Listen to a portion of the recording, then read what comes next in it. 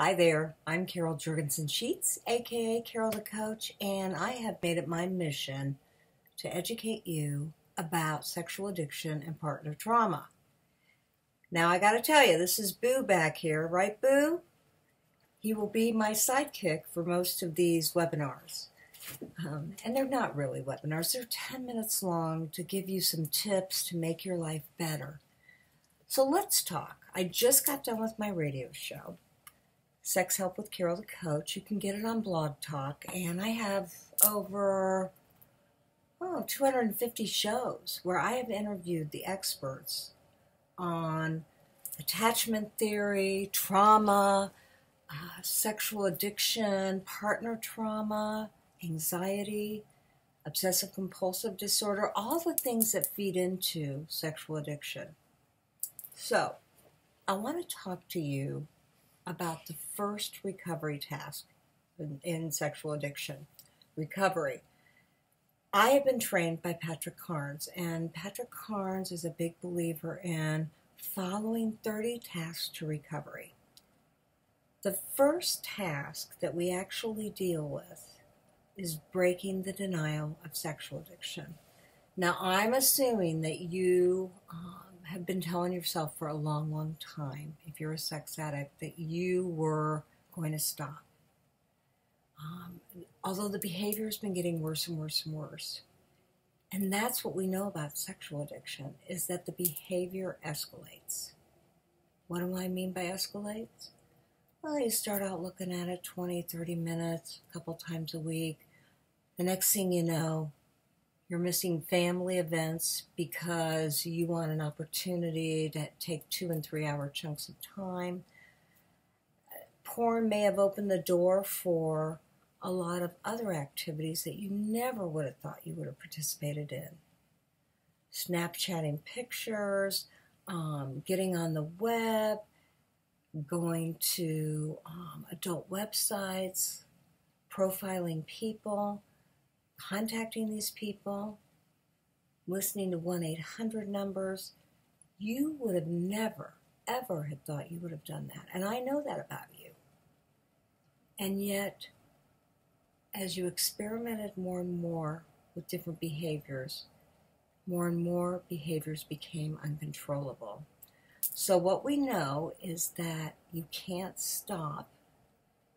The behaviors have worsened. You feel worse about yourself.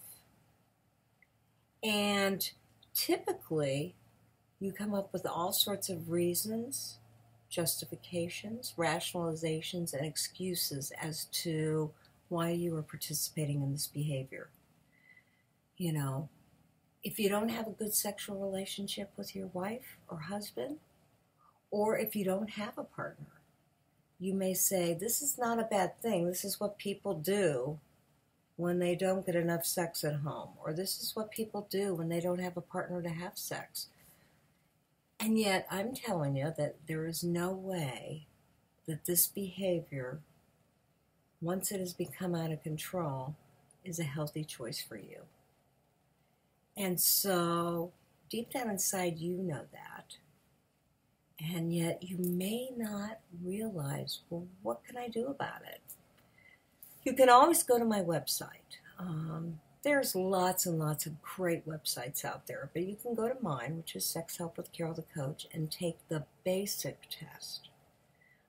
That will give you an indication of whether you have some sexual problems or whether you have a full-fledged addiction. Then you get yourself to a CSAT. That is a certified sexual addictions therapist. Go to sexhelp.com, put in your zip code or your country, and from there, find the CSAT that's closest to you. If you don't have anybody who's close, there are plenty of us that will consult with you. You know, I'm a life coach and a therapist. I have more clients than I know what to do with. But I want you to be able to contact people through Zoom, through telephone coaching, and get to some of the resources that you need. Because what we know about sexual addiction is that you need a whole committee. Patrick Carnes says this. He says you need a committee to help you with this illness or you won't get better. You can't do it on your own. I'm not silly enough to think that I am well, I know I'm an expert, but I'm not enough to get you through this, but I am enough to get you to the right places. For some, that's 12-step programs. It's what I most highly recommend. You know, it's interesting. I'm based out of Indianapolis, and in Indianapolis, there's only one of me right now. One CSAT for 1.5 million people.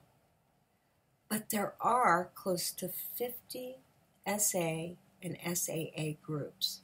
That stands for Sexaholics Anonymous or Sex Addicts Anonymous. And those 12-step groups really provide the foundation to get healthy. And I don't necessarily think they're enough to get you clean, although there are people that do believe that. And I'm not saying that that isn't possible, because I'll tell you what, when you're doing 12-step groups, what that means is you're going to meetings. Maybe you need 1 meeting a week, 3 meetings a week, 5 meetings a week, or as we say in the clinical business, 90 meetings in 90 days. But you have a sponsor who's a guide and a mentor. You have the fellowship. You have a bunch of men and women that understand this illness. They've been there, done that, and you don't have to reinvent the wheel. You get to hear their stories and what they've done that's worked. You do the reading. Each one of those meetings has a specialized book. And that book, whether it be Sexaholics Anonymous, the SA book, the white book, or Sex Addicts Anonymous, the green book, those books take you through the 12 steps. Now, I don't want you to do that by yourself. I really want you to either go to a workshop that helps you work through each and every step, because that's where the spiritual transformation will take place. You will get healthier by working the steps. And step 12 is about helping other people. So that's what we expect you to do. But enough about that for right now. So you actually develop the fellowship, you read the book, and you go through the 12 steps. That's the first 5 recovery tools that help to break the denial of sexual addiction. Remember, that's recovery task 1 in the Patrick Carnes model. I don't know if you know anything about Patrick Carnes. If you found me, you probably do. He's the guru of sexual addiction. He's a psychologist. He's had the illness. He's in recovery. He helped to put together the 12-step meetings, directly took them from AA, the big book, Alcoholics Anonymous, and he has found a system that worked, and as a result, he decided, I better train these therapists as to how to handle this. And I'm lucky to say that a lot of the therapists that I work with that are fellow CSATs are also in recovery, which I think is a great deal. When I talked with Patrick Carnes, I said, Patrick, I don't have this problem. Do you think that's going to make a difference? Now, see, what I believe to be true is that I would think if you're an addict, you might want somebody who is in addiction recovery. But Patrick has said to me, Carol, what I believe to be true is that you don't have to have had cancer to be a good physician who works with cancer. The other question I asked is, hey, do you think it's going to be a problem that I'm a female as opposed to a male? I asked a teen this afternoon, I said, hey, do you wish that that there was a male therapist that could talk to you about these things? And he stopped and he paused and he said, no, I believe that you're kind of gentle and soft and you're not going to judge me. And I'm afraid a guy would judge me. Well, you and I both know that male therapists, female therapists were pretty non-judgmental. But I thought that was an interesting observation on his part. It felt easier to talk to a female. Now, that's the important thing for you. As you're picking a CSAT, you may decide who would it be easier to talk to, a male or a female. And if you're in Indianapolis, it's just going to be me. You don't have a choice, not yet, although we are grooming some therapists in the Indianapolis area to become CSAT. So I'm really excited about that. Now, again, I talked to you about breaking the denial. When you're in denial, you come up with excuses. You know, I'm so stressed out, I got to come home and look at a little porn. Or you say, you know what, what's the big deal about talking to other women as long as I don't act on it? It's just an outlet. It's just a release. It's just a fantasy. What is a big deal? It's a big deal if you can't stop. It's a big deal if your life feels out of control. It's a big deal if you're cheating on your wife or your husband. You know that. And so that rationalization or justification isn't going to make it. Now, I am so glad that you were honest enough to look into a YouTube video on sexual addiction. If you want more information, I'm here to tell you that you can get it by going to blogtalkradio.com/sex help with Carol the Coach. The experts in the field I interview them, weekly. I am so amazed. I'm so blessed to get to talk to the greats. And we're all pioneers in this field. Sexual addiction has always been around, but it's never been like this. For 3 very basic reasons. Sex addiction is anonymous, it's affordable, and it's accessible. And if you don't think that you can be a better person because of it, I'm here to guarantee that.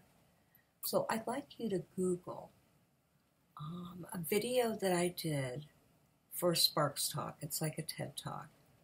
And it's called The Gifts of Sexual Addiction by Carol the Coach.